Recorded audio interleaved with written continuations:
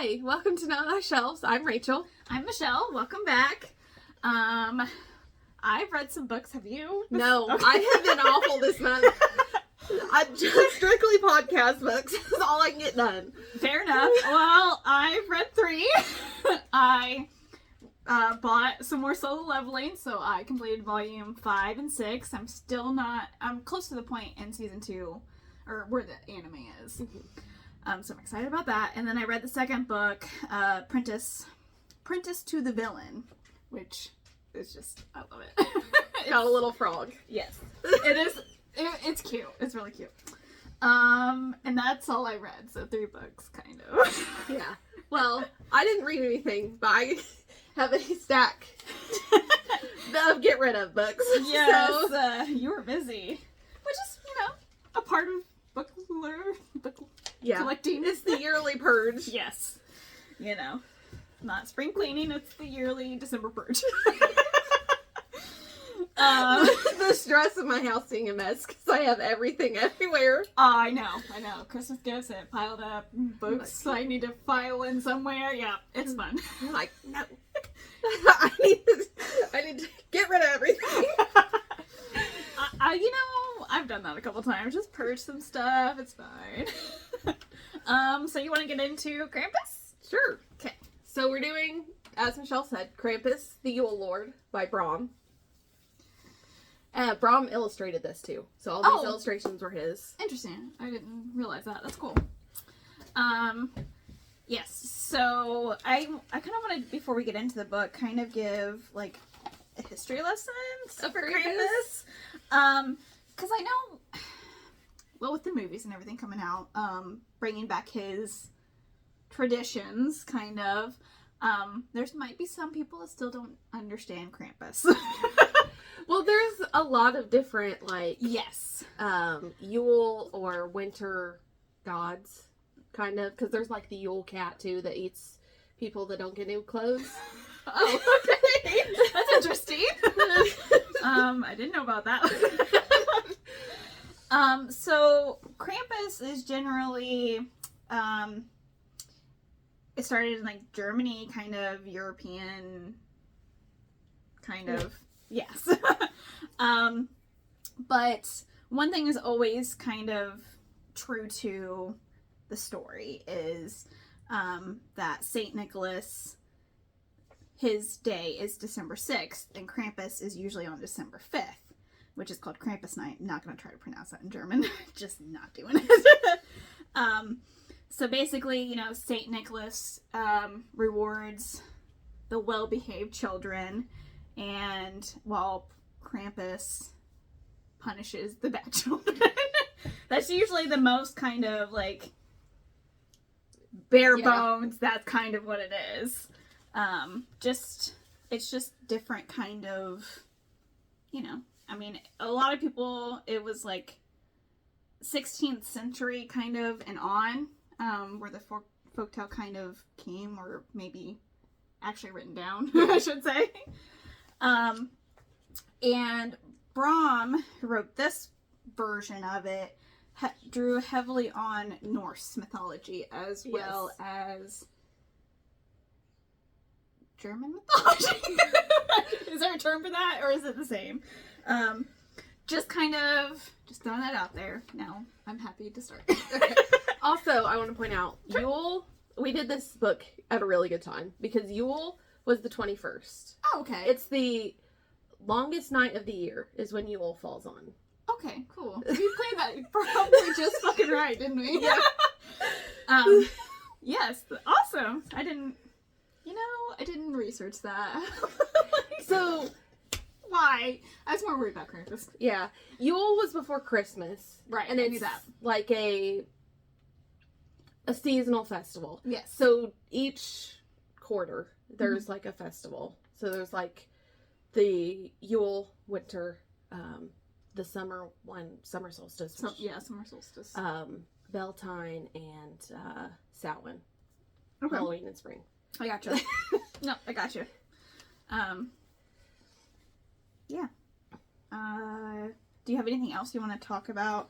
I did kind of want to mention, because I had to look this up. So, what is just a Christmas tree versus a Yule tree. he brings it up a lot in the book because obviously Krampus is kind of forgotten, and I was like, I don't know the difference between the two trees. Do you?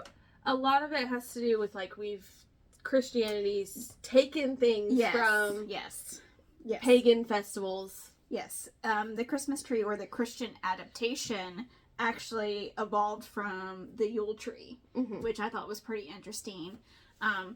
We don't typically put on the Yule tree ornaments, or if it is, it has to do with like the changing of the seasons into winter to spring, or like it's more nature. Yes, nature themed. But the symbolism is kind of completely different, which obviously one's based in Christianity. Sorry, your kitchen light was like blinking. And I'm like, oh, it's just a ghost. Yes.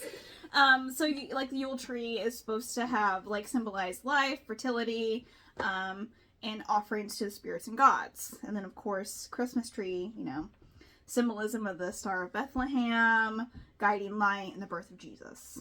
Or at least in the Christianity Christmas version. Or the star and the angel on top of the tree are definitely Christian things.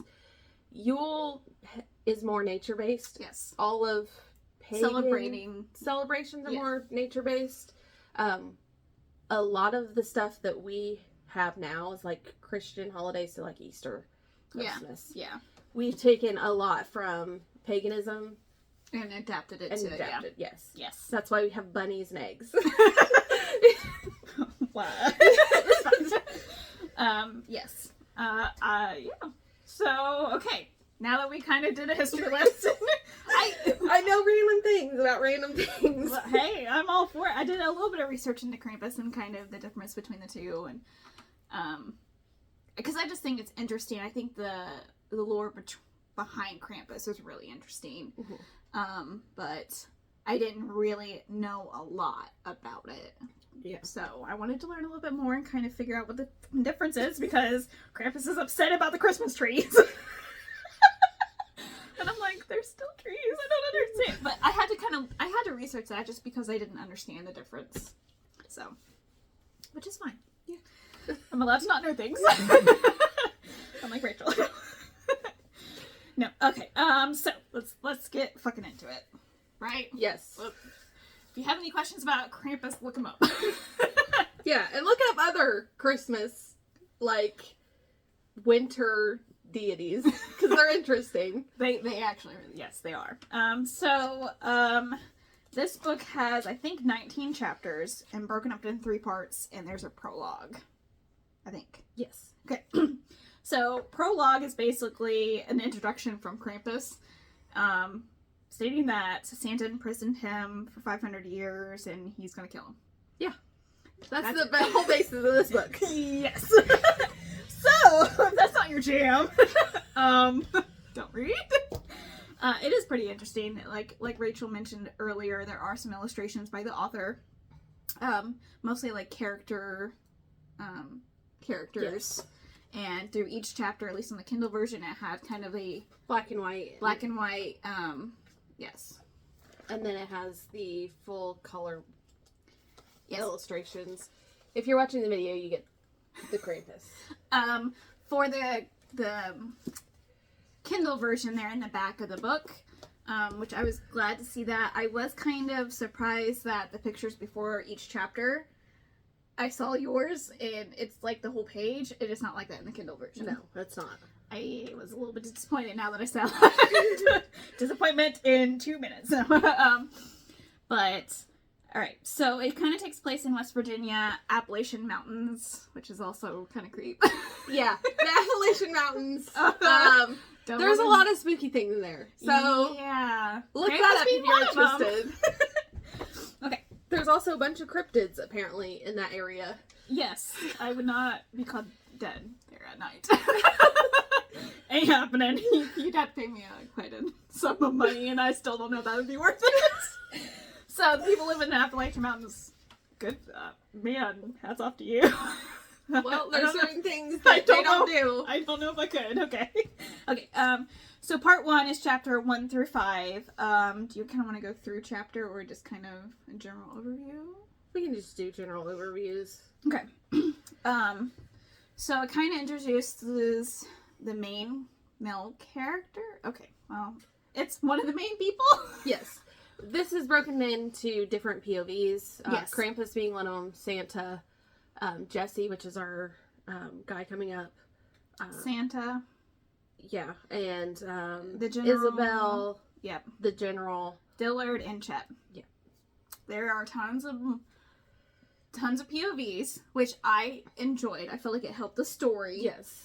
But can kind of be confusing because he doesn't tell you like who's narrating. You just kind of have to figure that out. Well, usually at the beginning, It will like say the name. Yes. Yeah, like the name, like Chet and so and so. Yeah. So that kind of helps. But I always do like that when it definitely tells It's me just like, this is who it is. this is a chapter break. This is a different POV. Yes. These chapters were so long. Oh my god. It's fine. I am a short chapter girl. I like it short, snappy. Then we can move on. I just felt like there was a really good stopping point. That's the only reason I like to land on it like a solid, but sometimes it just doesn't matter. Yeah. Okay. So yes, it goes into Jesse. He's kind of failed musician, down on his luck, kind of. His wife left him with his kid. They're still technically married. But he's a musician, musician, a guitarist. I do that all the time too, so you're good. Down on his luck, really doesn't play because he doesn't really have a lot of self-confidence and kind of a coward in the beginning of the book. So he lives in this crappy trailer park. It's important, a little bit later.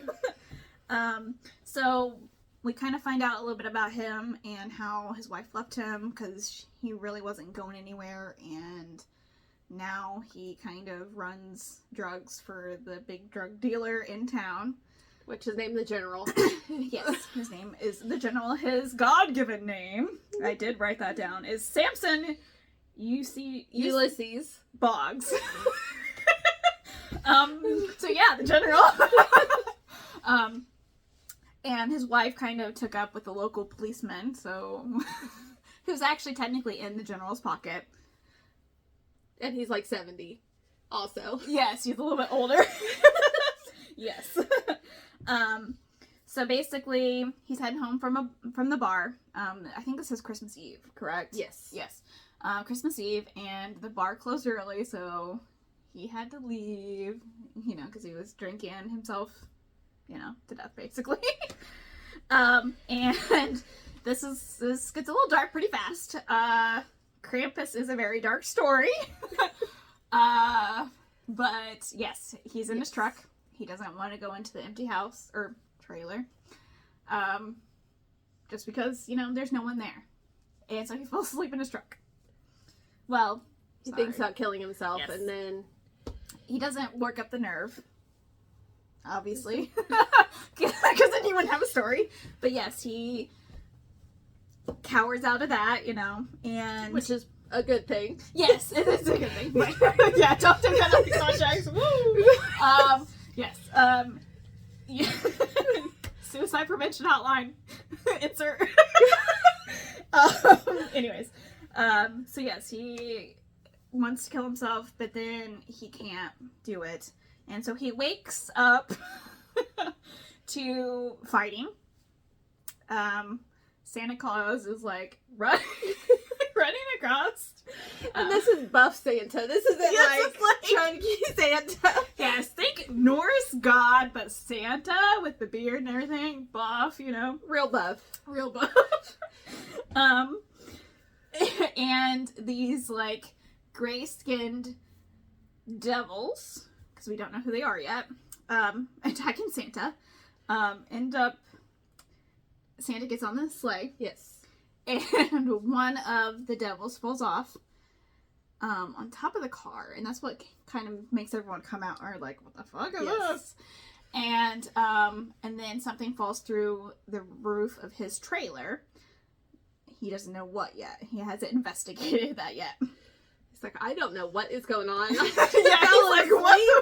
And now there's Santa and, Yes. And of Grace course, creatures. yes. So the police come out. I don't know if it's Dillard or not. I don't think it's Dillard. I think it's the other guy. one. Yeah. His deputy, because I didn't write his name down because he's not important. He's always important. The deputies are important, but just not in this one. Anyways, and that's kind of the end of that, basically. And then it switches to, or goes to the next chapter, and then you get Santa Claus, now Krampus's point of view, and his minions, who we now know is The Belschnickels. Thank you. I want to call them the Bandersnatch, but that's Alice in Wonderland. They're Belschnickels. Belschnickels. Okay.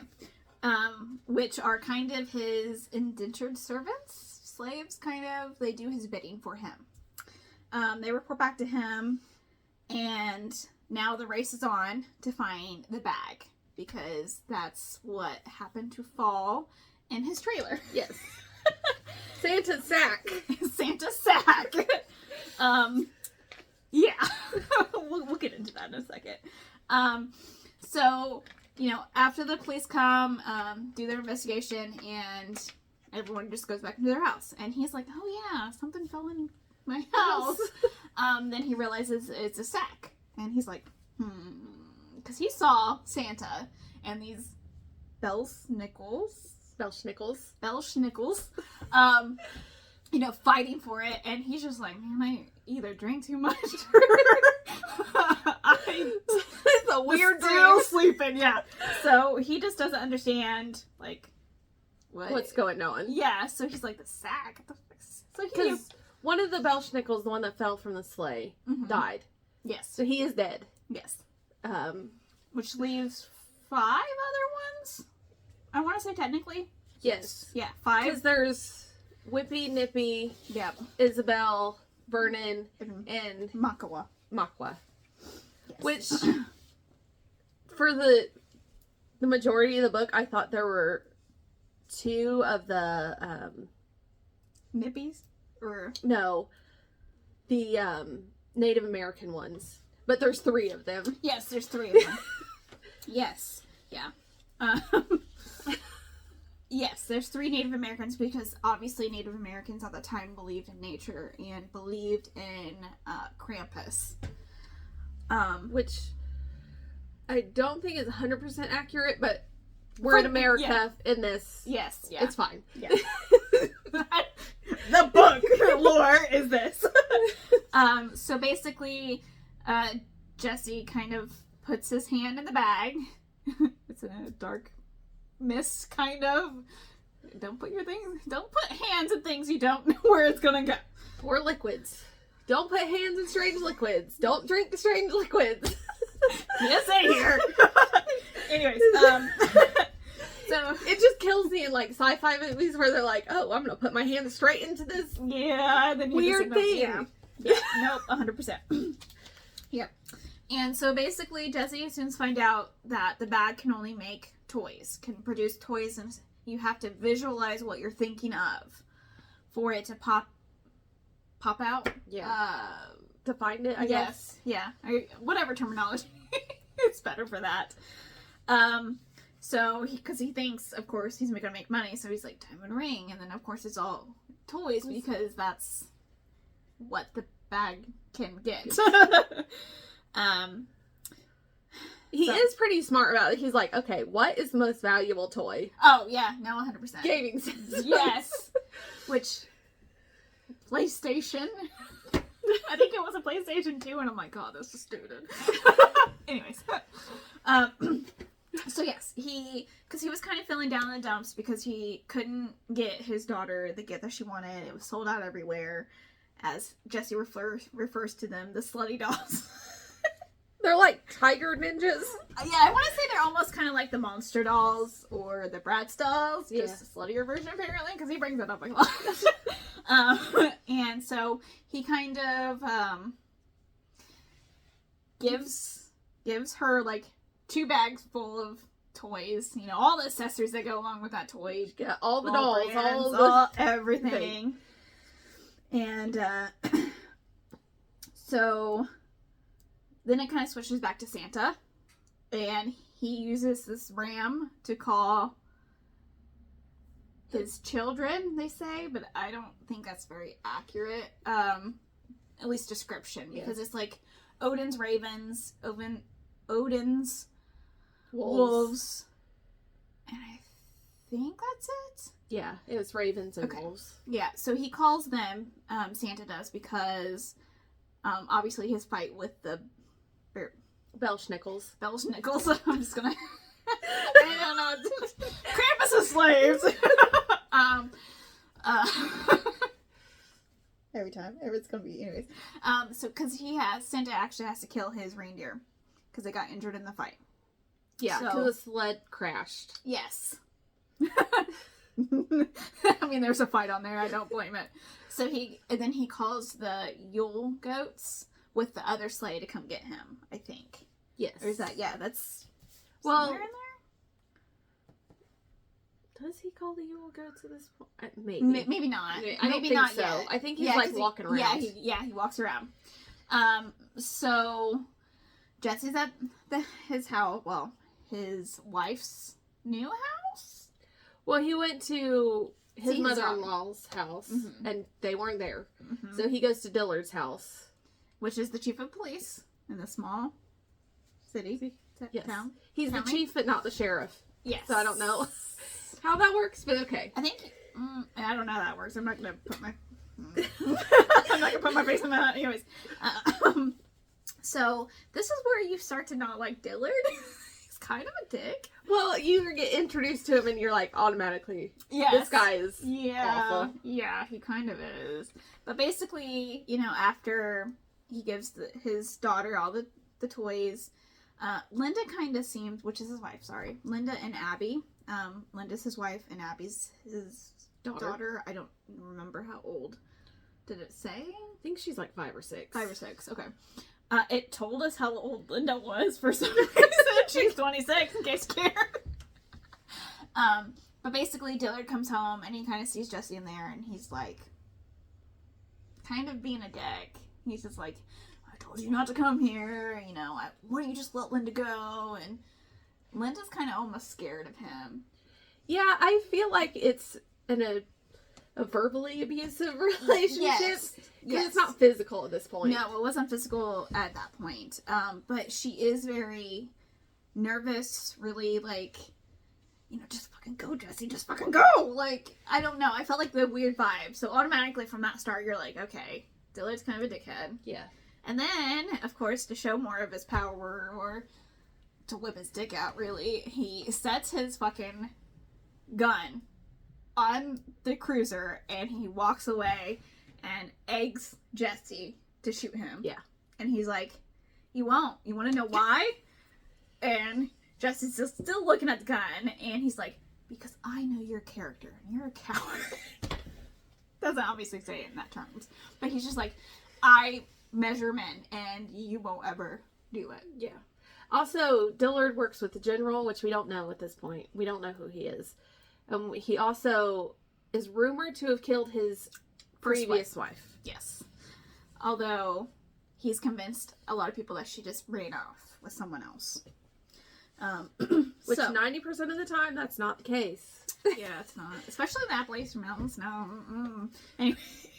Just so you know, there's bodies all over the national parks. People go missing all the time. Yes. So, Jesse kind of leaves and comes up with a plan. He's like, I'm going to turn my life around. I'm going to win back my wife. Be with my daughter, kind of stuff. And not in that way. Sorry, that sounded weird. Get to be a family again. So, Rachel kind of mentioned this earlier. So, he goes into the bag and pulls out a whole bunch of gaming consoles. Because he's going to try to sell them to the general. And kind of get a profit off of it. So where does he go next? To the general. Because he doesn't have a David's video. Heck no. So the general, he basically wants to audience with the general, and he's like, never met with him or never really talked to him directly. It's always been, the cousin chat or someone else giving him orders from the general. So Jesse kind of gives the courage, and he's like, I want to speak to him. Well, it was kind of a bad idea. Yeah, it was a really bad idea. Because Dillard is a fucking dick, and basically called the general and was like, yeah, he's thinking about squealing. Okay, so this is where the book turned for an unexpected turn. I thought there would be some torture of children. Well, I thought there was going to be a lot more, like, traditional Krampus. Yes. Where he is, like, going door to door, like, kind of feeling out if kids are naughty or nice. Yes. But no, this is not traditional Krampus. No. Because we know this. He's stuck in a cave. Chained to a cave. Because Santa Claus put him there. Yeah, it tells it in the prologue. I'm dumb. And Santa Claus has a name that has not been revealed yet. Yes. So the general's like, so I hear you're gonna talk. And of course Jesse's like, what? No? Well, long story short, the general drills a hole in his hand because he knows he likes to play the guitar, and he's like, just think about this anytime you want to fucking squeal. And then of course Jesse gets the fuck out of there. Yeah. And then the general also said, next time you do this, or you get out of line, I'm gonna take your daughter. Yeah. Okay. So we know what kind of general, or what kind of man the general is. He only does that because he feels like he's losing his business, especially when people are making the product at home, even though it's not as good as what he sells, yada yada. He's selling drugs. Yeah, he's selling drugs, and if you didn't pick that one up, yes, drugs. Sorry. So yes. Okay, so basically, Chet warns Jesse keep in line because he is kind of being really paranoid. The general is. Yes. And so Jesse just kind of goes off, and because he also said, hey, we have a pickup tonight. And Jesse's like, oh, fuck that. I ain't doing that. And then runs off. And, no, I'm sorry. We're missing a pretty good part. So as he's getting tortured, one of the guys, whoever, I think it was maybe, it was, Leonard. Yeah. Leonard like Leonard Skinner. Yes. Basically said that, he got drunk with I just lost it. Sorry. General. No. That he got drunk with the chief, the Dillard, and chief of police, and he basically pulled out a picture of his wife that he killed and took a picture of. Why? You're a policeman. No evidence should be destroyed. But basically, it just solidifies the rumor that he actually did kill his wife. Yes. And that freaks Jesse out because his wife and daughter are there. So he kind of is like, I'm in the fuck out. I gotta get my family out of this situation. I need to go. And so, while this is all going on, Santa and Krampus with his Belschnickels. Just words in general just suck, okay? Well, I think that one's German. Belschnickels, yeah. Yeah. Yeah. I got it now. Bells, yeah. Okay. Anyways. I don't know if I can say it again, but... So basically, they're still looking for the sack. Krampus wants it, and of course, Santa wants the sack back. Okay? And we still don't really know the real reason why yet. Yes. I mean, obviously, Santa wants it back because he's Santa. Santa has the ravens following the Belschnickels. Yes. Because he knows they're going to lead him to the sack. Yes. And they can kind of sense each other from what Krampus says. So, kind of encounter... So, we get a little bit more of Santa. And I still haven't, through this entire book, picked up on his true intentions. Yeah. Because you don't know for most of the book if he's good or bad. Yes. You kind of just like... There's some things that he does is good. Like, helping the lady when she knocks into him pick up the stuff. But then, like, what he's just about to do, he sees two teenagers, and they give him, like, lip, like, haha, you're not really Santa Claus. And he just tosses their bike off the fucking cliff. And I'm like, why? I'm like, I think that was more so they would stop following him. But it was still kind of a dick move. Yeah. So, like, still like that, I'm still like, okay. And it just gets worse throughout the book. Because it's like, yeah, he does really good stuff. And then it's like, that was questionably morally gray here. Which is kind of the whole thing. Sorry.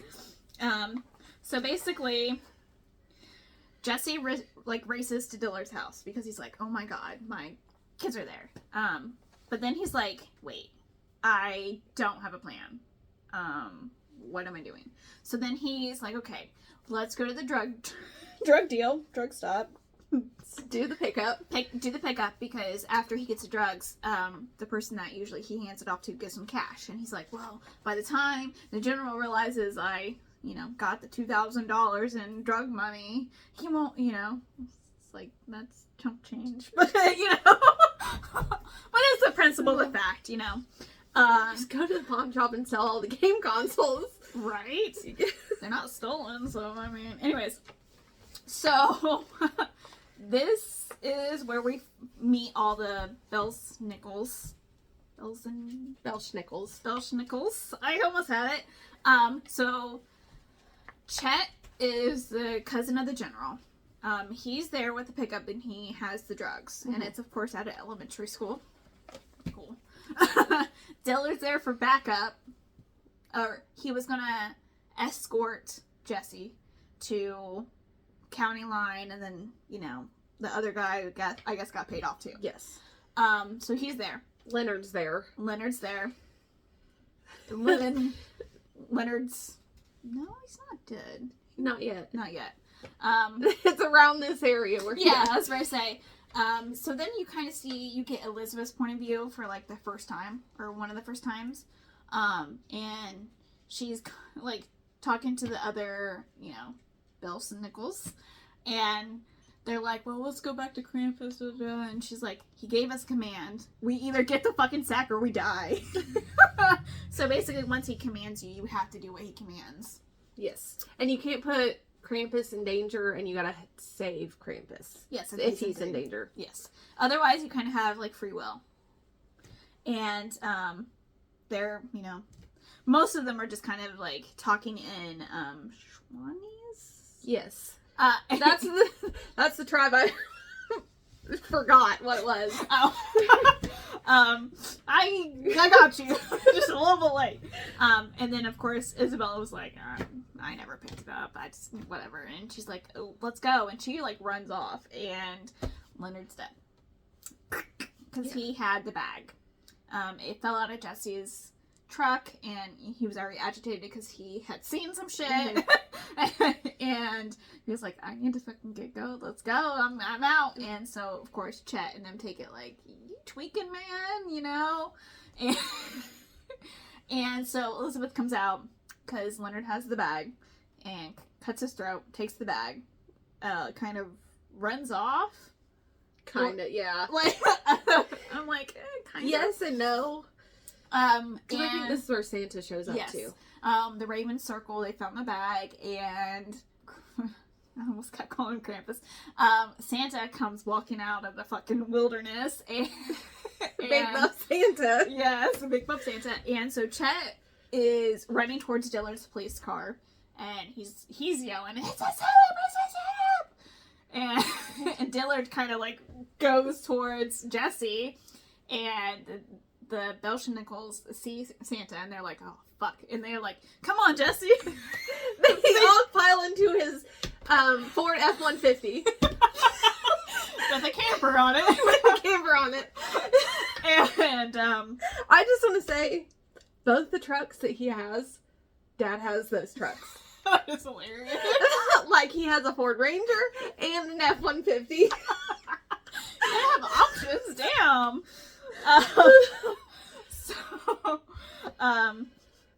Yes. Sorry, I lost my train of thought. I'm just saying.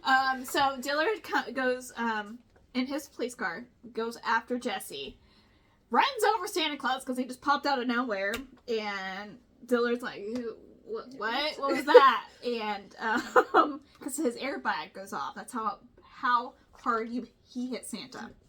And then Santa just gets up like nothing happened and going after Jesse. And Jesse sped off with the Belsnickels in the truck with the sack. And there's wolves after him. Yeah, there's wolves. There's ravens. I think that's about it. Yeah. And of course Santa, which he has now taken up his sword. Anyways.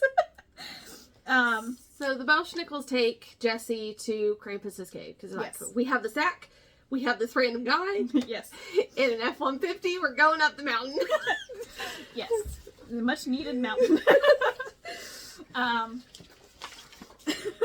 And Jesse's like, I just want to go home. Yeah.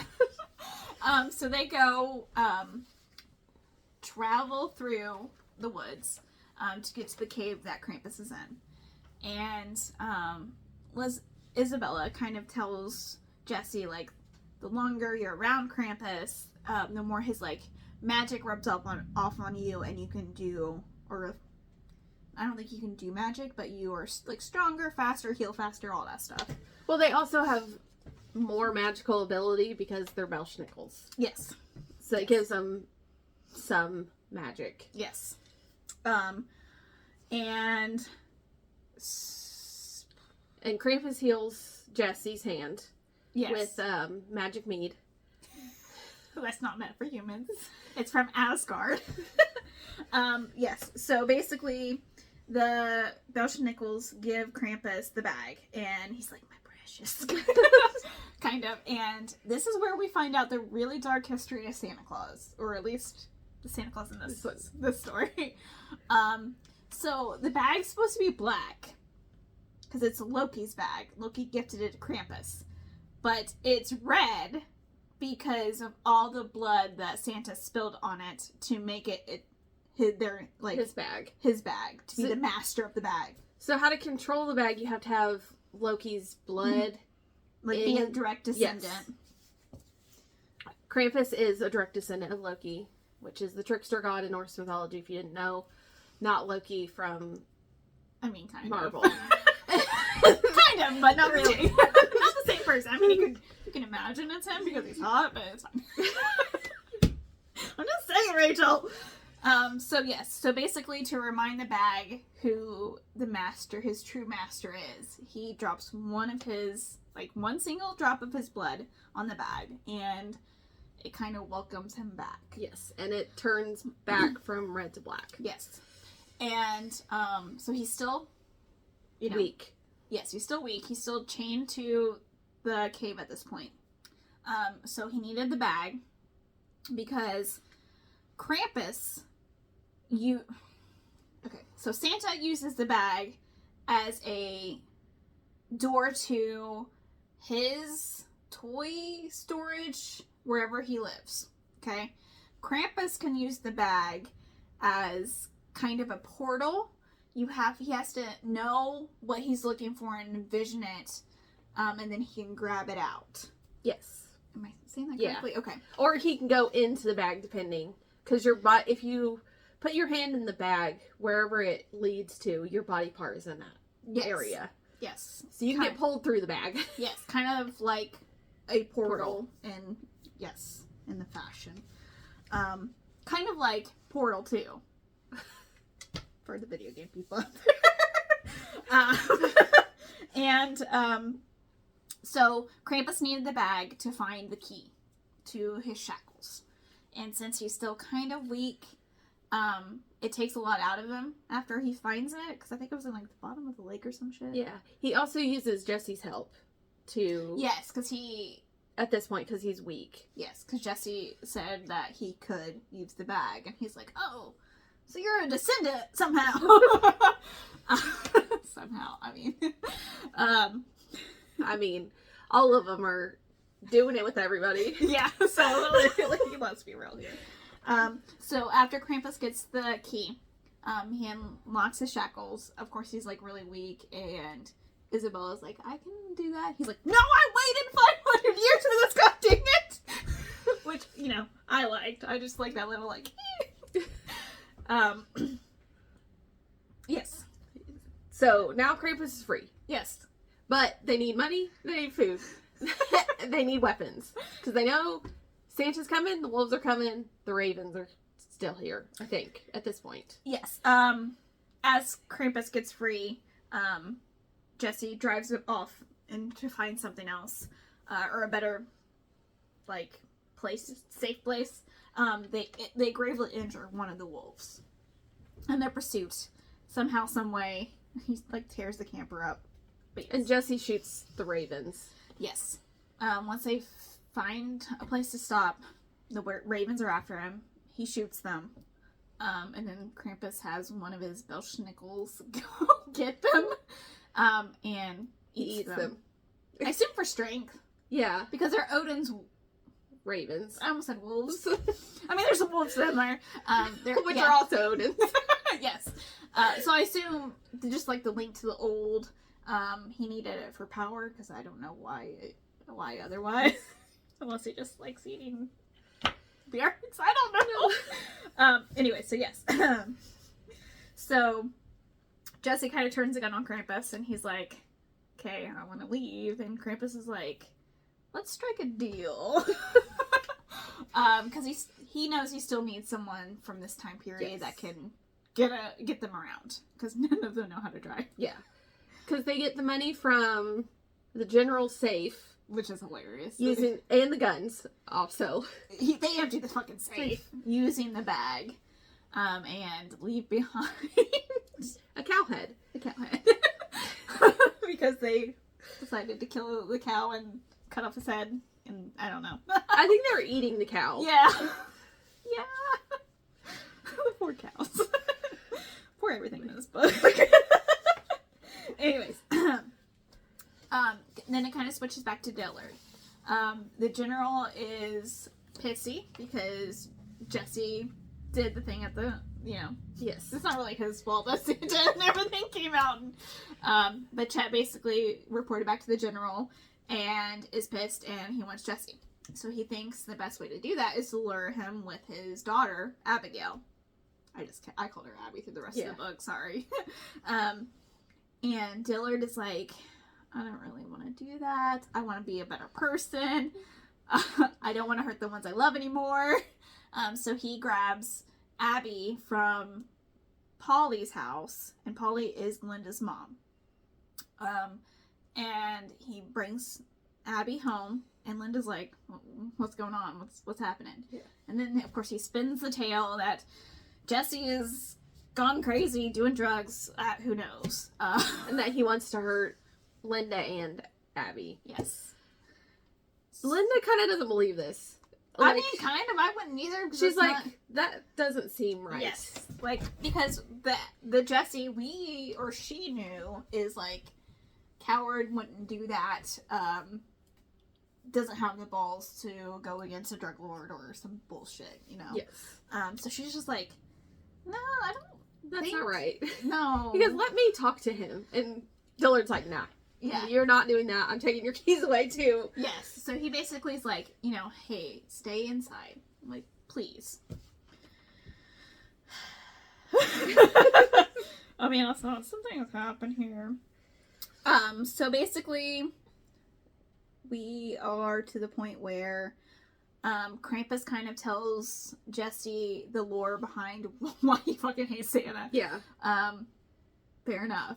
He kind of took him in and he got betrayed, I guess is the best way to put it. So, Santa is... Did you write his Norse name down? Balder. Mm-hmm. And... Who is the second son of Odin. Yes. Balder can't die. Because Odin made a deal with everything, basically, to protect him. Yeah, Balder. nothing will injure him. But the one thing that will injure him is mistletoe. Also, if you eat mistletoe, you will die. It is a poisonous plant. Okay, good to know. Learn something new every day, guys. Anyway, sorry. Just don't eat mistletoe. Don't let your cats eat poinsettias either, because they will die. Any other plant knowledge here? Just saying. No, just kidding. So mistletoe can harm Boulder, and in his myth in this book, because I don't really know Norse mythology. Okay. Loki tricked Boulder's brother. I got you. His name is Hor. Hor? H-O-O-R? Yes.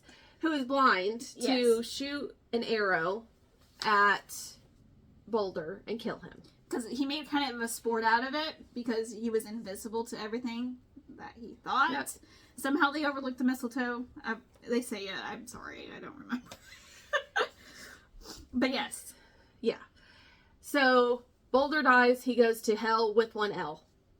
That's Yes. Yes. That is actually important. Yes. I was like, what?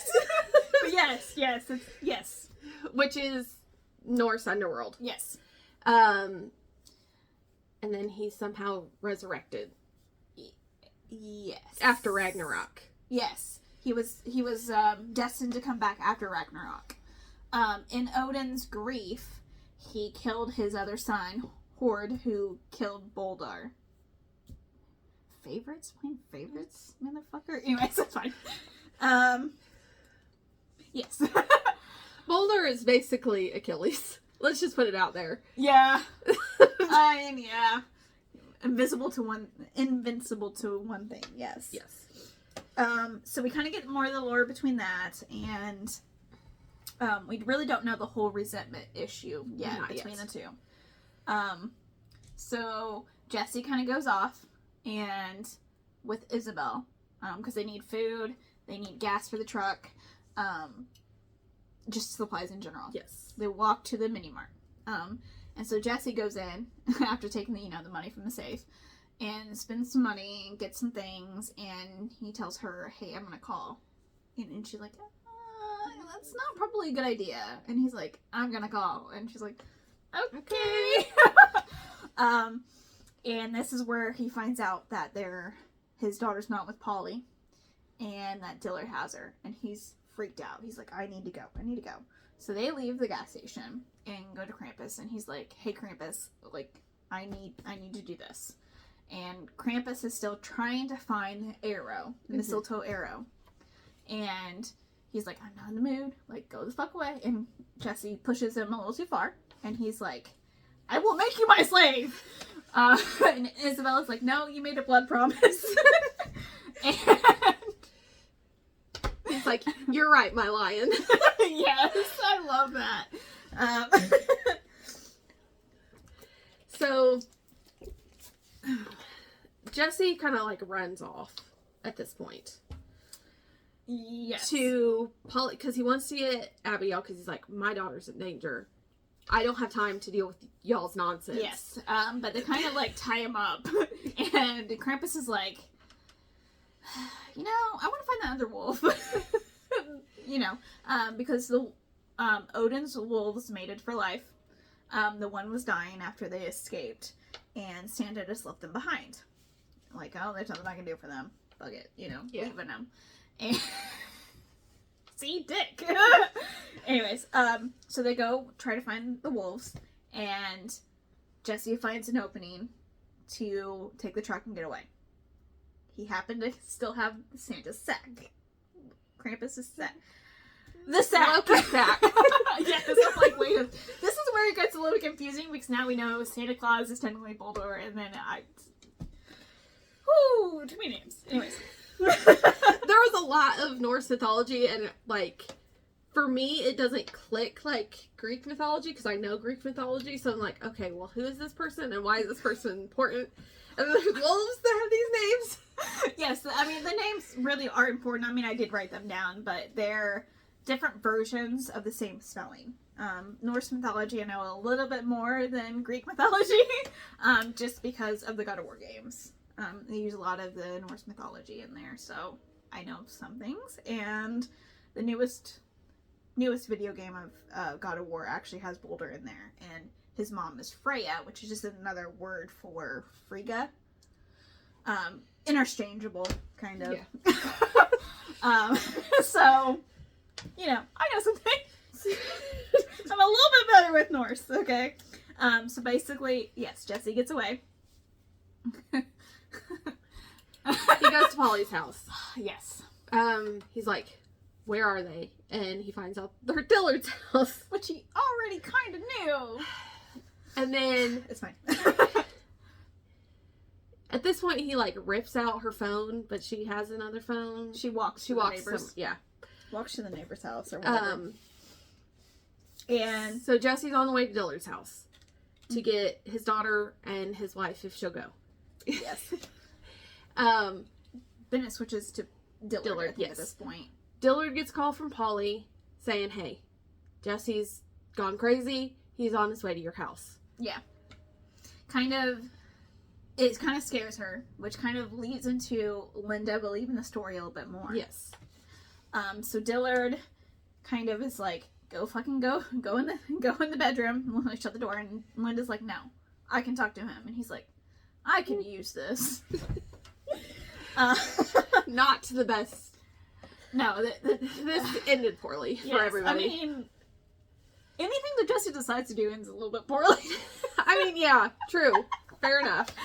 Anyways, so yes, Linda helps Dillard disarm kind of Jesse when he comes, because he has, the guns from the safe, and gets basically disarmed in like within 2 minutes of this entire conversation. Yeah. And Jesse is still trying to get Linda to listen to him and say, Dillard's not good for you. He's working with the general and da-da-da, because she knew none of this. Mm-hmm. And so then I think Chet and someone else. Aaron, I think. Yeah. Someone unimportant. I didn't write his name down, but it's Chet for sure. Yeah, Chet and someone else. And, so... They show up for the general to take Jesse Yes. to the general. This is where Dillard first gets violent with Linda. Yes. He smacks her. Because she's like, no, they're not taking him. Yeah. Because she knows that they work for the general. She just didn't know that Dillard was in his pocket as well. And then he kind of sees that. Yeah. So they go to the general's place. After Dillard breaks all of his fingers on his left hand, because it's his guitar hand. Yeah. He's poor left hand at this point, man. So, at this point, Jesse is screwed. Yeah. To put it. Yes. But yeah, because Dillard kind of harmed Linda, and in turn accidentally harmed Abby, so he locked them downstairs in the basement. And then this gets They go into to the general, section. yeah. The general tortures Jesse to find out how he got the guns and stuff from the safe. He tells him it's the sack. The sack. The sack has been changed locations to the last place, which is their church that Krampus and everybody is in. Yes. So he goes, no, I'll show you. So he pulls out money. Yeah, he pulls out. Well, he thinks about pulling out the gun first, but he's like, I gotta just disarm them a little bit. So he starts pulling out the stacks of cash. Yes. This kind of goes well. It kind of doesn't. There's like a nail gun involved in this scene. Yeah. Yeah. Abdominal wounds and groin wounds is all, and kneecaps. Yeah. Yeah. So, torture, They're gonna kill Jesse regardless. Yes. So after he tries to pull out the money, he starts to pull out a gun, but instead of pulling it all the way out, he shoots it in the bag. Yeah. Yes, his one hand is like broken all the fuck. And he's like trying to I just can only imagine that. Where he's like trying not to dislodge his hand, but pull it out. Yeah. And yeah, he shoots a little prematurely. Yeah. So, do they shoot him or no, he gets stabbed. Chet stabs him. Stabbed in like the spinal area. Yeah. Ugh. So, he's about dead at this point. Yeah, I still tear the chair and he's like, oh. Krampus and the Belschnickels, I almost called them the Bandersnatch. Which is just a funny word altogether. Yeah, so the general's like, oh, what else can I pull out from this? And then that's how Krampus comes out of the sack. So Krampus comes out of the sack because he grabs the general's hand and he, like, pulls him out. Yeah. Yeah. I love this part. And then Krampus just has fun. Pretty much. He's like, I haven't been able to be murderous in a while. Let's be naughty. Yeah. And he's true to his word. He kills everyone but 2 people. Well, 3. Well, he kind of kills Chet, but he's not dead yet. Because I thought he was dead, but he doesn't. And then he kills that one guy that we don't know his name. Yeah. It's like Aaron or Eric. Yeah, something like that. By ripping his heart out of his chest. He deserved it, I guess. You know, he deserved it. We think he might have killed the general, but he doesn't kill the general. He bites the general. Mm-hmm. Chet tries to shoot Krampus. That doesn't work. Yeah, but Krampus is like, man, I like your fighting spirit. Come be one of my... Well, he doesn't really give him a choice. Yeah. And he bites Chet, which is what causes them to be Belschnickels. Mm-hmm. And then Jesse is just laying there dying slowly. Yeah. Yeah. Krampus kind of tells some more of his story of like how he hates Santa and what he did to wrong him. This long-winded speech about Santa while Jesse is just dying. And he's sometimes like, hey, you still alive over here? And then finally he tells a story and he's like, oh, you're dead, but your spirit's still here. There's no soul. Soul's still there. I like you. So he bites him. So now the general, Chet, and Jesse are all Belschnickels. We have a total of 9 now, in case you needed that count. Krampus has found the mistletoe. Mistletoe? Mistletoe. But it wasn't an arrow, it was a spear. Yes. That's why he couldn't find it with his original search and why he was getting kind of angry. Yes. And told Jess to shut the fuck up. So they all go back to the church. Yes. Yes. There's a bloody mess. Everybody's dead. Krampus killed everybody. Except for Chet and the General and Jesse. Yes. 3 out of probably maybe 50? 20 to 30 maybe? Yeah. I don't know. It didn't really give us a count. So, bloodbath regardless. Yes. Carnage blood count. So Krampus is like, this is what we're going to do. We're going to go to Santa's house. And we're going to kill him there. Yes. But we're first going to get the goat sleigh. Yes!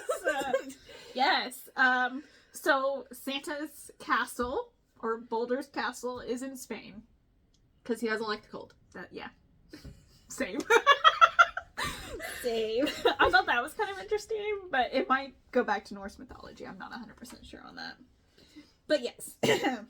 So they all show up at Boulder's castle. They're like, okay, we're going to get this sleigh, and then we're going to kill Santa. The ultimate goal is Santa death.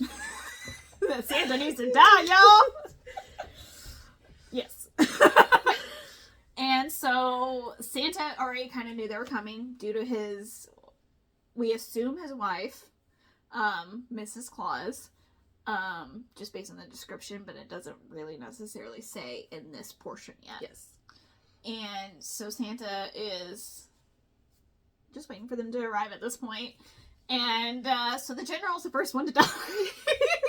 Thank God. I was like, God damn. He was being whiny, to be honest. He was, and he's just like, yeah, he was being whiny, and he was being, you could tell he's not, doesn't have the balls.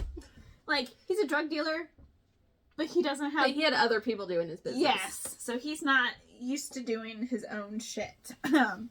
So yes, he's died, thank God. Thank God. Okay. And I think, does it go back to Dillard, or are we still at Santa? I think we're still at Santa. Okay. Because they have They have the epic battle. Yes. So Krampus and Santa fight. Mm-hmm. Krampus is like, I know your weakness, and I have it, so I'm gonna kill you. I just thought it was so funny. He, like, scratched his arm, like a minor, like, paper cut. And Santa's just like, what? What? Like, flabbergasted, because he thought, you know, the spear was dead and gone, burnt, whatever. Destroyed. There's a better word. Yes. Krampus is like, no, I found it with your body. that pisses Santa off, Yes. 100%.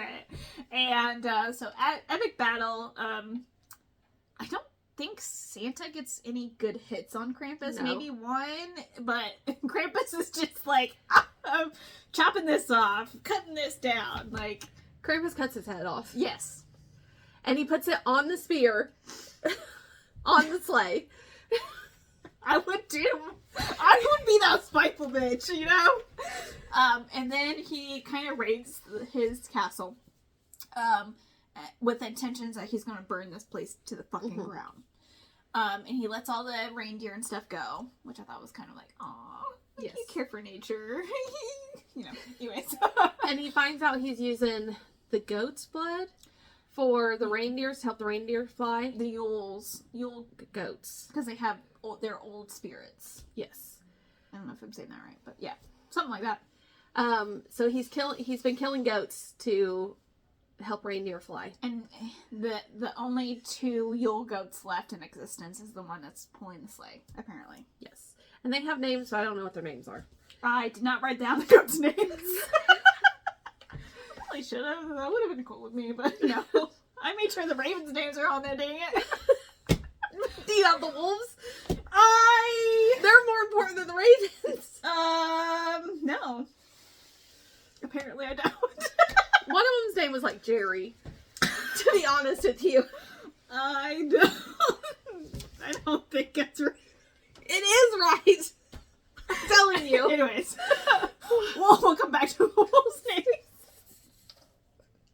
Okay, anyways.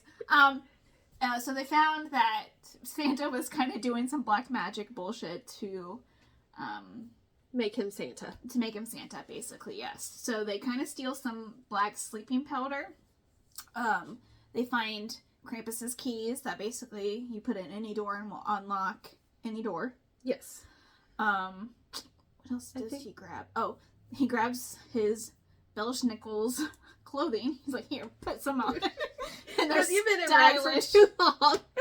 I think Chet ends up wearing like a lavender coat, like floor-length coat. Yeah.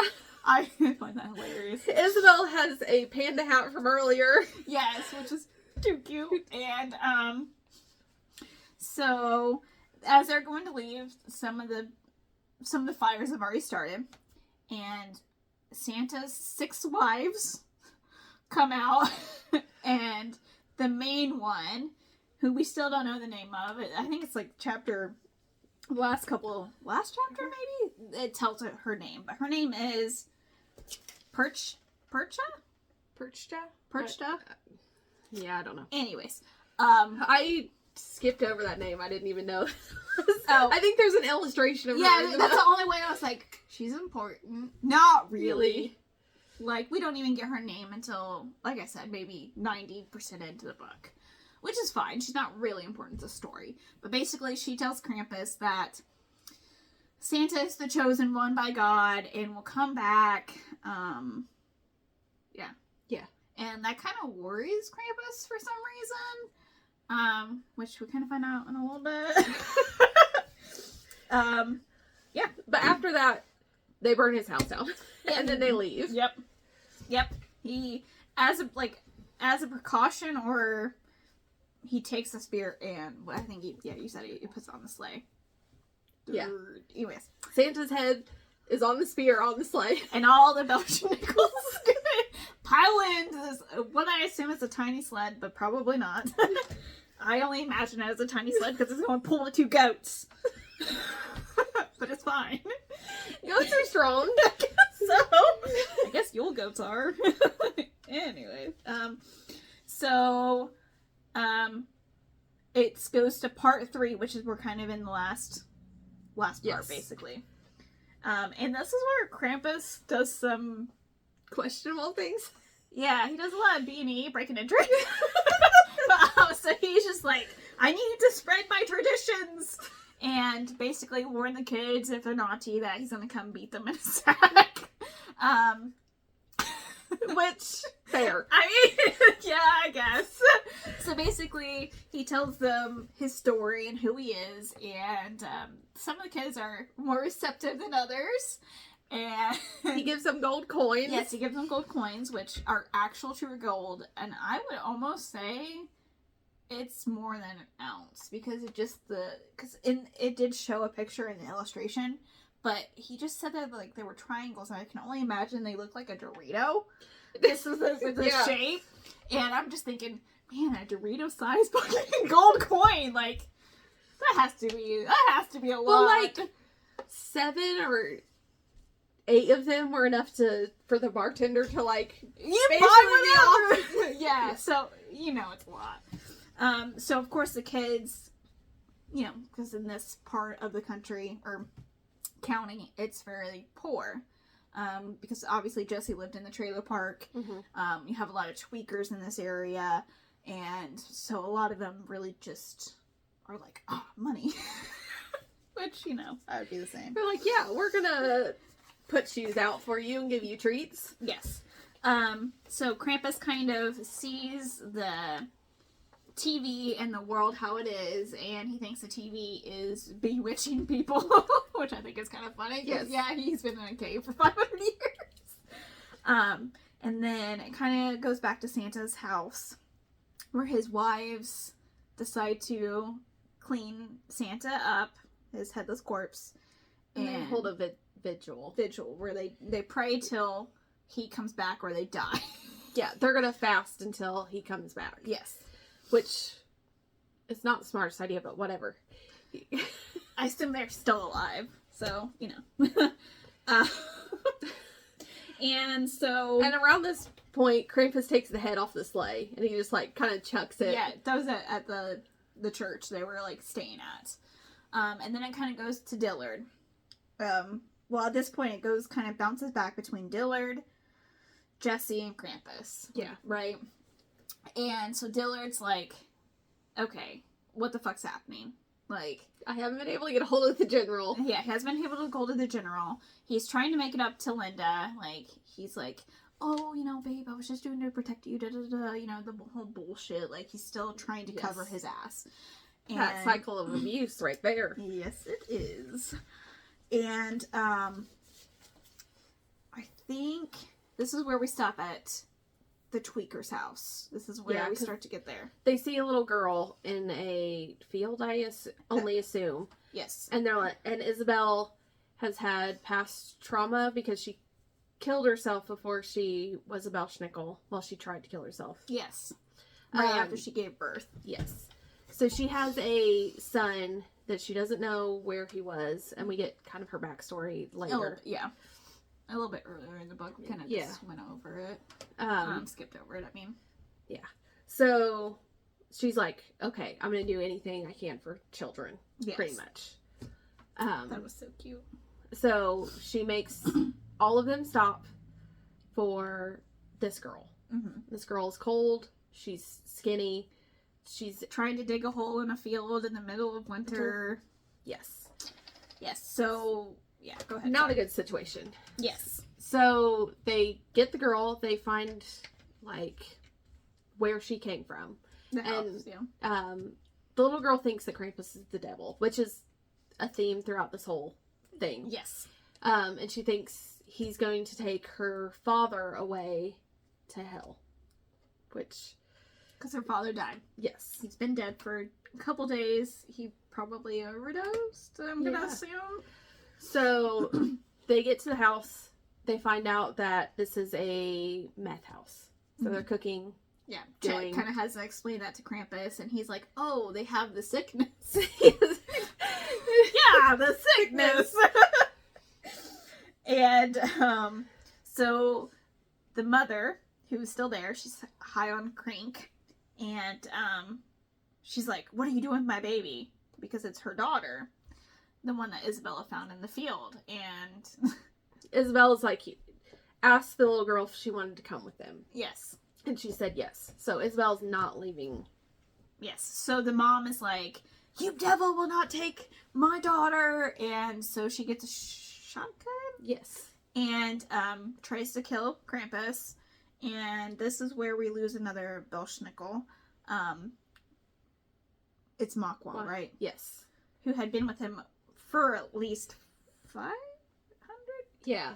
This is where I was confused because I thought there was only 2 of them. So I was like, when Whippy and Nippy showed back up, I was like, wait a minute, one of them is dead. Oh, yeah, no, yeah. Yeah, no, it was the... Okay, so from my understanding from the book, Makwa was his, like, first Belschnickel, or the only one still around. So he's been with him for 500 plus years. And then we get Whippy and Nippy. They've been with him about 400 years. They found him while he was in a cave. Mm-hmm. And then you got Vernon, who's only been with him for 100 years and does not like to serve him. No, he was... Vernon stumbled upon the cave, Yes. and then Krampus like, well, you're here. Yeah. You're not supposed to be here. Yes. And then, of course, you got Isabel, who has only been a Belschnickel for 40 years at this point. And then, of course, you have, Chet, that's a week. And Jesse, that's a week at least. Maybe. I feel like it's like days. Yeah, it's really hard to kind of discern. Because there's like, after Christmas Eve, you don't know what day it is after. So yes, let's see here, sorry. The tweaker. So this is where Makwa steps in front of the gunshot, and Krampus kind of has to send him to the afterworld to find his true rest. To rest with his brothers, and... Yes. That was really sad. And then they end up taking the girl with them. Her name is Lacey. Lacey, yeah. Right? So, yes. Okay. So, this is kind of where we cut back to Dillard. And Yes. he goes to the general's place, and he finds out that they're all dead. Yes. He's like, crap. Well, now I've got to cover this up. He basically is like, oh shit, all these loose ends, and trying to spin it so his involvement doesn't come to light. Yes. So he comes up with this bright idea that he's going to kill Linda and Abigail and make it look like Jesse did it. Because he can't fix it with Linda. Yes. As far as he knows, Jesse and the gang from somewhere else is breaking and entering people's houses. Yes. But not taking anything and giving children coins. Yes. I mean, they technically broke that TV that one time, but... I mean, it's fine. Yeah. It was a doctor. He can afford it. Yeah, so basically damage control, and he's trying to figure out the best way to spin it. Yeah. So... he's like, okay, well, I'm going to kill them. Yes. So I'm going to grab all of Jesse's stuff that is left behind. Because his truck was still there. Yes. And then kill Linda and Abigail. And he's like, oh, I don't really want to do it, but I got to because they're loose ends and they're just going to leave me. I don't want them, but I got to. Yes. Fucking dick, man. So, kind of switches back to Krampus, and they give, what's his name? Makwa a burial. And Krampus is kind of sulking. He's known for sulking. Where he kind of has, what did they say? Dark moods or something like that. Yeah. And so he gets kind of lost in thought. And he kind of thinks nobody needs him. Yes. Nobody remembers him. That he feels like the Yuletide will fade, and maybe the Boulder was kind of right. The times are changing, and he might have to change with the times, which is kind of what Santa / Boulder was doing. Being, whatever. And Krampus is still sulking, and Jesse's like, gives him the business, like, oh, well, you're just gonna be a puss and just sit here. Yeah. He kind of picks a fight to get him out of that mood. Oh, yeah, 100%. And Krampus is like, fine, damn it! And it's then... like, we'll go celebrate some more. Yes. And then they get to somebody's house, and they had left Krampus an offering. Well, no. Are we... yes. Are we at the church? No, we're not there yet. Okay. It goes back to Santa. Oh, yeah, because he kind of comes back. He grows a head. No, at the end of the last chapter, Santa's head was missing from the church. Yeah. And we're going to assume God took it? I don't know. We're not really sure how he resurrected, but he is alive! And only because God brought him back to life because he amused her. So God is a woman in this Yes. Lord. But he kind of feels like, there was nothing. I was literally nothing. Mm-hmm. So he kind of wants that back. He's like, I don't want to do this anymore. I don't want to live because, he's still vulnerable. He can't be killed but brought back. I don't know. So basically the angels are like, okay, well then you're just going to be immortal or mortal. And, Santa Claus's name will fade, and you won't, be praised or, fade out into history. And he's like, oh, that's not what I want. And I'm not sure why he wanted to stay Santa. I kind of took it as, he didn't want to be forgotten. Yeah. Not because he liked helping people. But he does does like helping people. I don't know. He does like helping because he's like, there's like clothes and like stuff. Yes, like necessities. Yes. For kids at his house that's now burned down. Yeah. That he was giving to people as gifts. So he couldn't seem to handle not being important or being Santa Claus, and so he begs them to give back the gift of Santa. To be immortal again, I guess, technically. And they're like, what can we do to help you? And he's like, oh, wait, help me kill Krampus. And then this is where we go to the church. Okay. So Isabel wants to drop off the little girl so that she has a home. Because she can't stay with the Belschnickels and Krampus. No. Because it's not fitting for a child. And they seem to forget that they need to eat every once in a while. So it's not ideal. So she takes her to a church and she's like, okay, well, talk to these ladies. And they were going to the basement and they kind of like... Isabel kind of gets roped in because the little girl's not going where she wants her to go. Mm-hmm. So she kind of gets trapped in the basement of the church by a bunch of women, divorcees, that see her with a kid. See, she's kind of looking, because they all have like dark gray skin, kind of look like Krampus with like the crazy hair. Yes. So they're like, what are you doing with that kid? So they think the worst of Isabella. And I think we kind of go back to Dillard at this point, because he's back home. Yes. And decides that he's gonna kill his wife. Or, it's not his wife.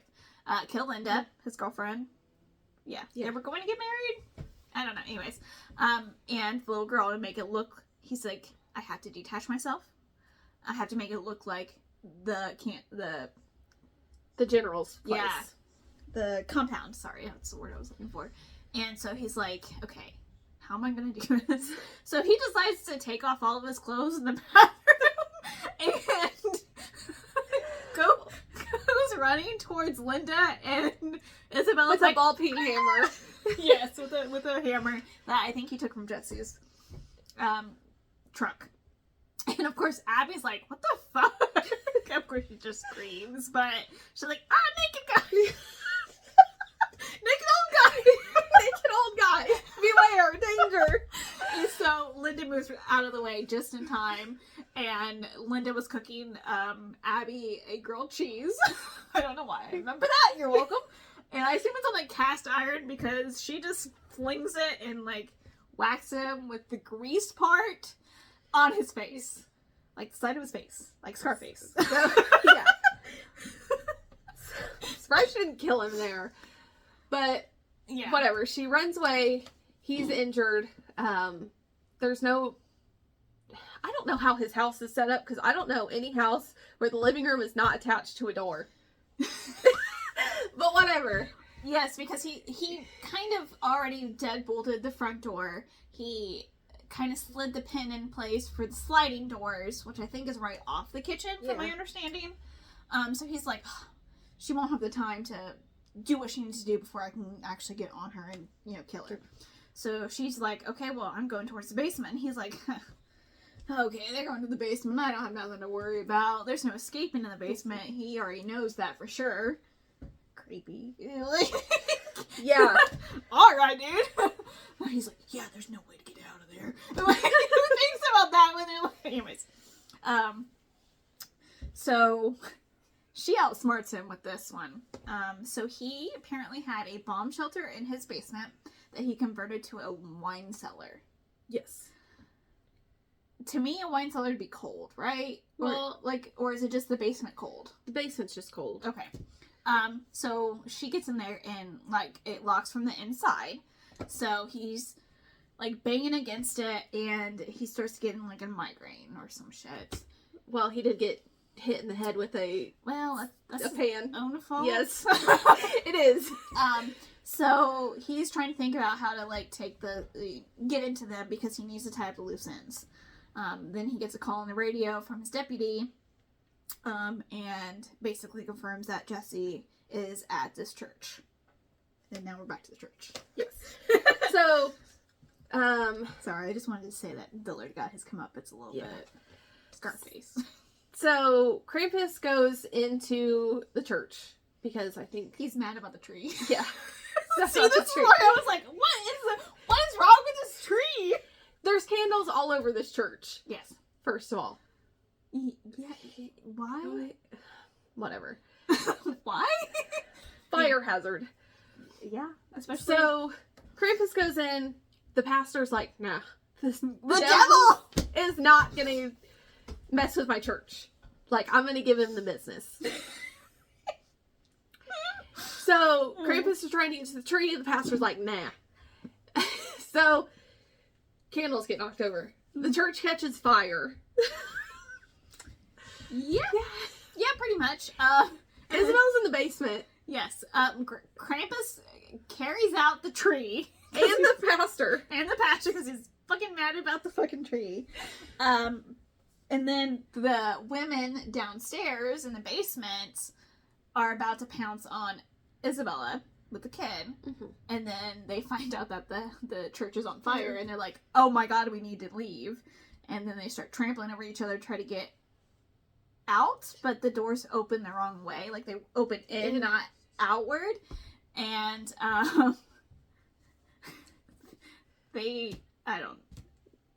this is fucking crazy. So Krampus actually comes back in because he's like, Isabella, where are you? Like, come on. So he just rips the doors off the fucking hinges, and like, everyone's like, but they're like, we need to go. And then Lacey ends up finding kind of, safe spot with this woman from the church. Yeah. And so Isabella feels okay to leave them because she made sure they got out. Yeah. But basically it was like, hey, her name's this. Take care of her. Sorry. And then, during this time, the deputy, called Dillard, and he was like, hey, the Krampus gang, it's not called the Krampus gang, but that's why I was putting it in my notes. I mean, is at this church. They were spotted. They refer to Krampus's entourage as the gang. No name. Just the gang. So Dillard's like, stay there. Don't interact with them. Watch them. I'll be there in a second. Don't put your sirens on. Yes. So during this commotion, Dillard's on his way because Lindsay and Linda and Abigail are in the cellar. They can't leave, yeah. Okay, he moved like something in front of the door just to make sure and locked up and did what he could to secure the house. So he's like, okay, I can get dressed for one because he did all this naked. Yeah, he almost forgot that part too, which I thought was kind of funny. And he goes to leave to get to the church because he's like, okay, well, if I can get Jesse, that means I can pin it on him even more. Yes. Yeah. And then the church catches fire. So the deputy's like, I called the sheriff. Like, this is an emergency. And of course Dillard's fucking pissed because now he has to put up with the sheriff who is not in the pocket of the general. Which he doesn't know where the general is. He might be dead. He might not. Yeah. He realized that he wasn't at the compound with all the other people, but of course he doesn't know that he's in Spain. Dead. Anyways. And Chet might be involved in this too, because Chet was gone. Yes. So he's like, okay, well, Jesse might be doing this with Chet. So there might be another gang involved, who's Krampus and his, Belsnickles, and so basically Dillard does not like that he doesn't have control. He's always had control since he was the big shot of the town, and everything is just spiraling out of his control, and he's kind of freaking out about it. And he's like, dang it, now I gotta put off killing my my girlfriend so I can deal with this and the sheriff and get this fire under control. Yeah, it's just a whole mess, man.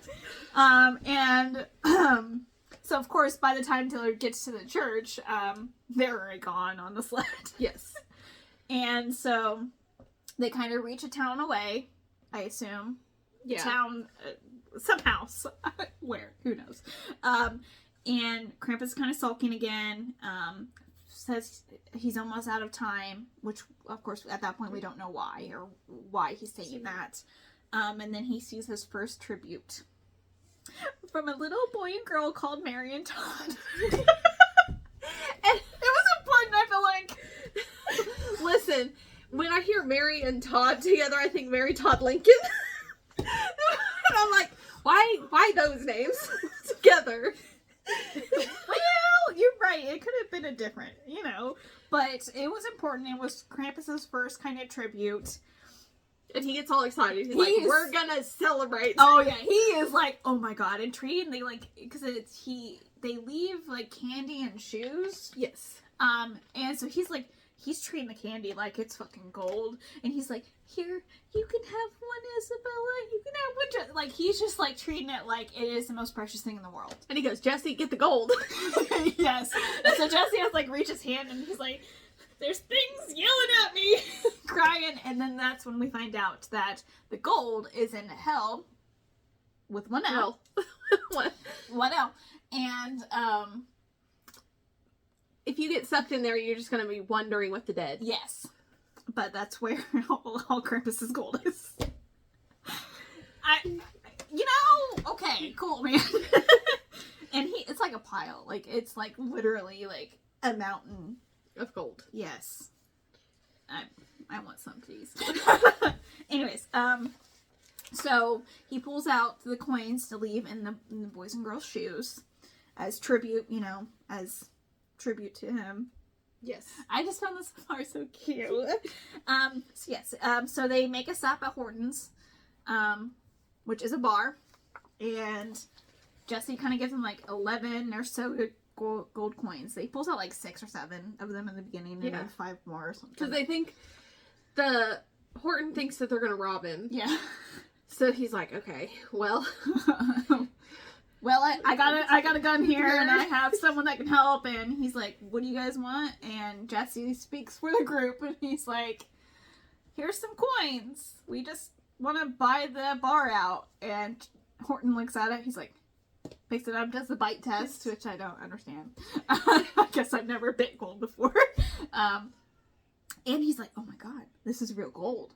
And Jesse pulls out more. He's like, okay, is that not enough? And he's like, oh, yep, you can have the bar. And he hides the gold in like the ice chest or something. Yeah. And so the rest of the night they drink, party, celebrate. The important part about this is Krampus says, okay, Jesse, you're the music man. You're going to play a song for us. Mm-hmm. And Jesse's like, no, I can't do that. And Krampus is like, yes, you're going to. If you play a song for us, we'll go kill Dillard. I love how Krampus is like, you do this for me. But yes, Krampus actually helps Jesse out because he's in his head. Which I don't know how I'd be in front of people like that, but he's in his head and he doesn't feel like it's good enough, so he doesn't want to even try. And so he finally gets the spirit and he's like, just let loose. I got this, damn it. And sings with his whole soul. Yes. So this part I envisioned, have you seen Sinners? Mm-mm. Okay. Well, I envisioned it as there's a scene in Sinners. Okay. Where, one of the main characters, he plays guitar and he starts singing this song and it's like from his whole soul. Mm-hmm. And it like kind of, I don't know how to describe it because, it looks brings like everyone in. Yeah, and it looks like the barn like disappears and different people's cultures come in. So you see them all around. And I feel like that's what this kind of was. Like in bodies. Yes. Okay. I can kind of see that because as the night goes on, Jesse kind of mentions like a hooded or a horned, there we go, horned woman kind of in the mix and sees things that you shouldn't see. Yeah, and he brings like nature in and Okay. I can kind of see that with everything going on. Yeah. Yeah, you need to watch Sinners though, because it's really good. Okay. I do own it, so I can do that. So they basically dance until the wee hours of the morning, and Krampus actually has to wake Jesse up. Yes. And he's like, "Come on, let's go take care of Dillard." And as Jesse and them are exiting the bar, they see that like the bar's just the snow has melted. Spring is there at the bar. Yes. Like flowers, nature, like all the animals are coming, and he kind of looks like Krampus is like, what the fuck happened? And he's like, this is part of What you did. Yeah, this is Yule. Celebrating and bring nature back. Bring it The sun coming back. Yes, into the spring. And he's like, just imagine what I could do with millions of people singing his praise, or it's not really the true celebrating him. Yes. And so I think that kind of puts in perspective that they maybe 20 people in the bar. Mm-hmm. If 20 people can do that to that bar, like think about that. Yeah. Like that is just amazing. Anyway, sorry. And I think this is where we go back to the church. Not the church that caught fire. The original safe church. Yes. Safe house church. There we go. And Krampus kind of said that he's done some thinking and decided that he was going to give his Belschnickels a choice if they wanted to follow him, because he wanted only people to follow him that really believed.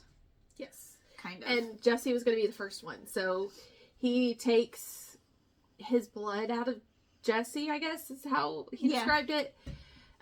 Takes does a little prick, and he's like, "What? That's my blood." Yes. And it takes a little while for him to turn back. Completely human, not grayish tone. Yeah. While they're going to leave for Dillard's, Santa shows up. Santa has 2 angels with him that we don't know the gender of. They kind of like both. Yes. I'm gonna leave it there. I mean, they're angels, so yeah.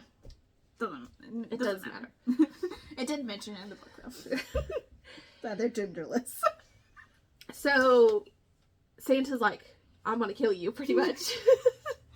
Yeah. And Krampus is like, well, still have the spear, so I could still kill you again, but okay. And I think this is where the wolves die. Yeah, the wolves, yeah. Yes. The wolves go after the angels to give kind of Jesse time to get away. Because Krampus is like, go, get away. Here's the sack, the keys. Make sure Santa doesn't get it. And so Krampus says to the rest of the Belschnickels, like, stay. Don't interfere in the fight. And Jesse just skedaddles out. Yeah. The wolves die, and Yippee, I think, maybe? It's either Yippee or Pippi dies. Shoot. I did. Give me a second. I got it somewhere. Nippy. Nippy dies. Nippy is alive. Okay. So it's Yippee Whippy. died. Whippy. Yeah, Whippy died. Woohoo! Sorry. He's the only Belschnickel that died by the angels. But the angels do kill Krampus. Like, they have a battle, and Krampus dies. Which I gotta say, Krampus does hold his own, and it kind of worries the angels because he's like going after it, because the angels are blocking his path to Santa. So the angels are like cutting him, but they don't really. It's just internal cuts. Yeah, is kind of how I imagine it, because they said it did hurt him, but it didn't cut him. But the angels are kind of getting worried because he keeps fucking coming, and they're like, okay, well, like, Krampus, you need to die. So they finally get the spear from him and spear him in the heart with the fucking mistletoe spear. Yes. And Krampus is dead at this point. Yes. Jesse got away. Mm-hmm. And he goes to Dillard's house because he's like, I'm gonna kill Dillard, or yeah, at least get my family out. Yes. And he gets to the house. Nobody's there that he knows, but Linda's car's there. Mm-hmm. And then he goes in the house. He sees his stuff. Yeah.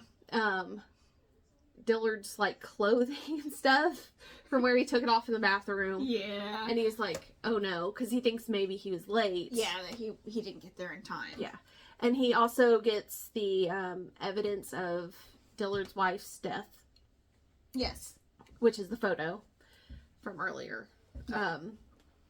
And then he goes down to the basement and he's like, okay. He doesn't really see anything. Yeah. And then I think he hears something. And then that's when he gets... That's when he's like, Linda! Abby! And Linda's like, is that you? And she opens the cellar. Yeah, the cellar door. And then they go upstairs. And then, of course, Dillard comes back. And he kind of sneaks around him and he gets behind Jesse with the gun. And he's like, drop that gun or I'm gonna kill you. Gonna kill you regardless. Mm-hmm. Because he's like, okay, good. They're all in the house. I can kill all of them at the same time. Yeah, that's what Dillard's thinking. And so Jesse kind of tries to spin the tale and basically like, well, I have people outside, if you want to mess with me, but they're outside. And then he's like, when he sees that's not really working, he's like, well, you can have the picture back. I was gonna blackmail you. And he has sleep sand in his pocket. Yes. So he pocket sands him.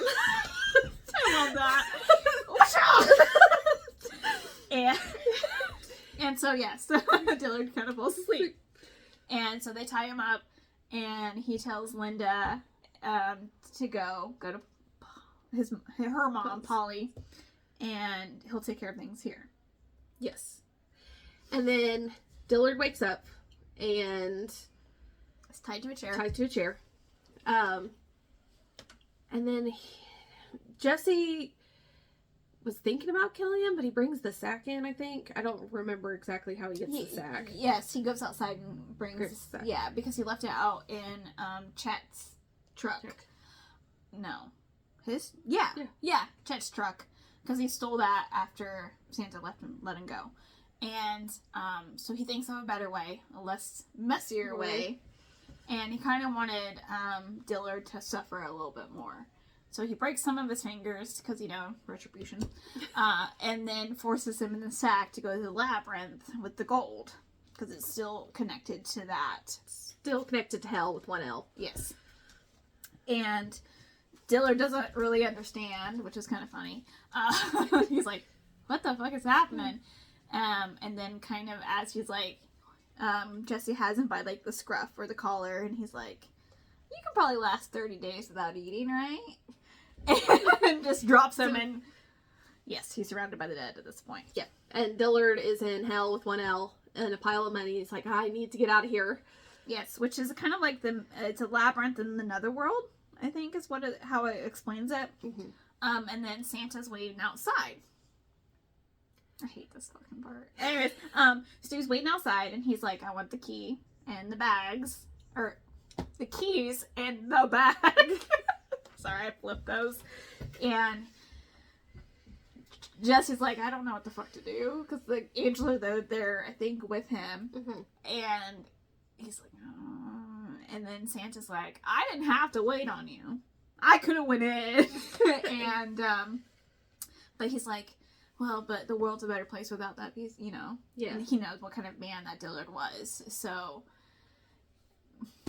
Jesse just gives him the sack and the keys back.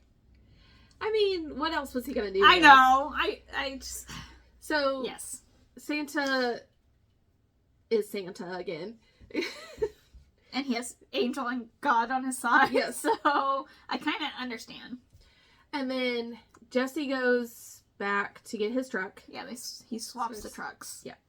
And then he goes back to the church to find what happened to the Belschnickels, because he's like, okay, well, these are kind of my friends at this point. Yeah. Chet and Vernon are gone. They fled. They fled. Yeah. Nippy is still there, because he's mourning his brother. Yes. And Krampus, because they really did believe in Krampus. And then Isabel is still there as well, but she's just didn't know what to do. Yeah. They're no longer Belschnickels. They're human, or as human as you can be at that point. So, they bury. Yeah, they bury Krampus and Whippy. Whippy. And then he basically goes, well, what are you gonna do now? And Isabel's like, well, I'm gonna find my son. Yes. That's what she's gonna do. So he kind of gets the money and he splits it between them. And Nippy's gonna stay. He's gonna be the guard. The guard for the original cave that Krampus was in, because they took Krampus and his brother there to bury them, and he's like, well, the world has nothing for me. I'm just gonna stay here next to my brother, and survive out here. Yes. And then Vernon ends up being a bartender at Horton's. I thought that was pretty funny, because, it's been about a year or 100 years since he was in servitude. And so he's like, well, no one I know would still be alive. And he really connected with Horton when they got drunk at his bar. And so he's like, I'm just going to go there. And yeah. And Jesse's like, okay, I'm going to make a go of my music stuff, because Krampus kind of like shown him the light of like, he's good and he can do this. This is what his purpose is. Yes. And he talks with Linda, and they're kind of like working it out. Yes. Yes. So they're going to be a family. Yes. So Linda kind of sees that he's changed, because that's the main reason she didn't leave Dillard in the first place, where she's like, I gave you multiple chances, you never changed, and now she knows that he can, or will. And then he got a new truck, which is a Ford Ranger. Yeah, because his extended cab. Yes, because his one was kind of beat up. Oh, yeah, that's put out politely there. So then it's the last chapter, and it's a year later, and Jesse is playing at Horton's at the first annual Krampus festival at the bar. Yep. And that's where the book ends. Yeah. There's a little bit more where people have embraced Krampus and the traditions. And there's like Krampus nights. And yes, that kind of brought Krampus' spirit back in circulation to maybe give him power, but we don't know. So that is Krampus. That's Krampus. The Yule Lord by Brom. Okay. So what is your overall rating? 3.5. Okay. So I liked it, but it's just kind of 3.5. It was more of a fantasy than a horror novel for me. Also, it felt like I was reading a Neil Gaiman book, which is not a bad thing. Okay. Unless you're reading Neil Gaiman at this point, because he's... I've not read any of his stuff. He's not a good person. Anyways, yes. So if you want Neil Gaiman without being Neil Gaiman, read Krampus. Okay. Okay. This is going to be controversial. My rating is 1.5. I loved some parts of this book. Some parts I did not like. There was a lot of exposition in this book. There was some parts where I felt like the chapters really didn't do a lot. And then some, like, I had to do, like, this kind of, like, paragraph to 2 paragraph notes. But what solidified the rating for me is I don't like it when you're up against something that you cannot fight back. Like, in the beginning, they knew they had to get the mistletoe spear. Yeah. And I'm like, okay, they can fight back. But then when God entered the picture and the angel was like, you're fighting a losing battle, and I didn't like that. I don't like that kind of feel where you're like, no matter what, you have to do whatever they say because they're in a position of power. I don't like that in a book. But like I said, there were some parts where I really liked it. I really liked Jesse's, like, character growth. Yeah. I could really tell from the beginning that he was a changed man at the end. I did like that. I really liked Krampus and his, some of the things he did. I didn't really like them where he was just going into people's houses. That just felt like weird and didn't mesh with the story for me. That's part of the reason I just didn't like when God was introduced. I'm like, you can't fight God. Like, I felt like there was no point to the book at that point. Yeah. And it was already like 80% in when that happened, so I was like, well, okay, let's finish it. Yeah. But I did like some parts of the book. I did like the story. Just some of it, the Norse mythology versus God at the end is how I kind of felt.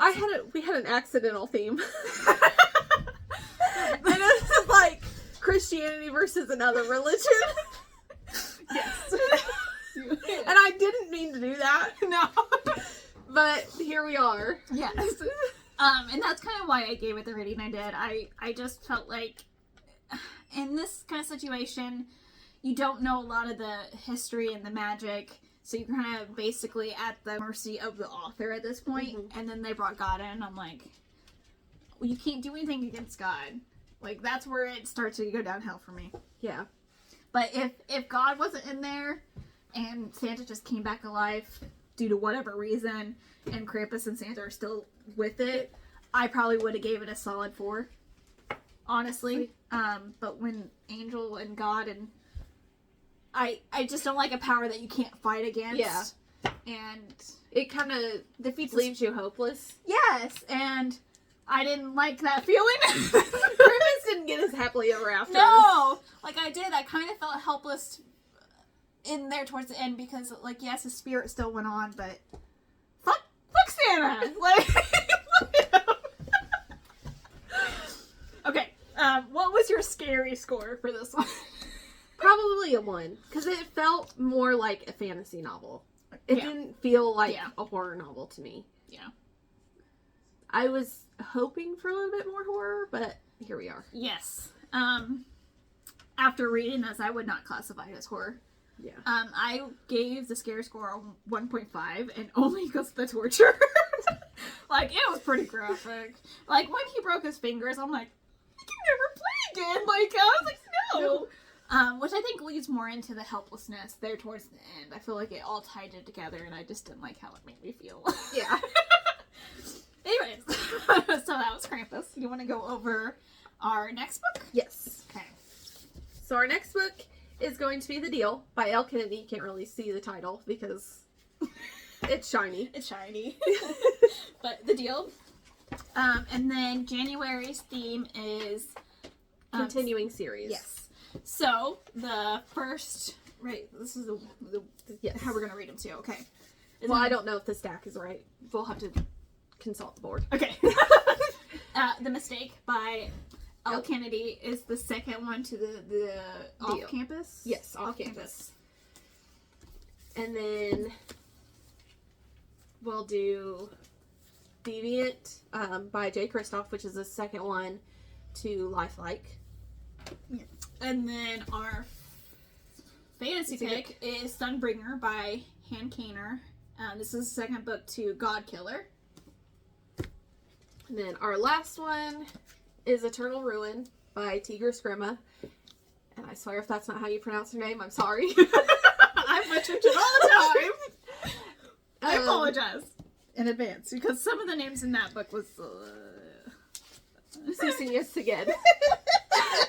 Yeah. I struggle. Immortal Dark is the first one. Yes, sorry. Sorry, I went on a tangent. You're welcome.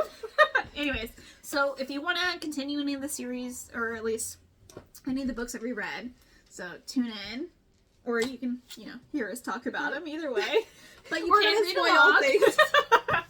Spoilers all the time, but it's fine. It's fine. So, okay. Anything else?